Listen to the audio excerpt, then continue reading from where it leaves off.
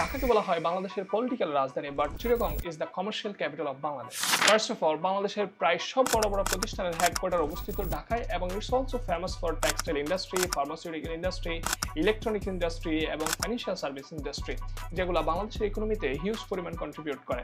Overall Dhaka বিভাগ বাংলাদেশের ইকোনমিতে 40% পর্যন্ত কন্ট্রিবিউশন রাখে ইন এভরি ইয়ার। ওয়াইল চিটাগং এর অনেক পটেনশিয়াল আছে for its seafood facility, but বাংলাদেশের ইকোনমিতে শুধুমাত্র 10% কন্ট্রিবিউট করে ফুল চট্টগ্রাম বিভাগ, যদিও বাংলাদেশের 90% ইন্টারন্যাশনাল ট্রেড হ্যান্ডেল করে শুধুমাত্র চিটাগং ফুড।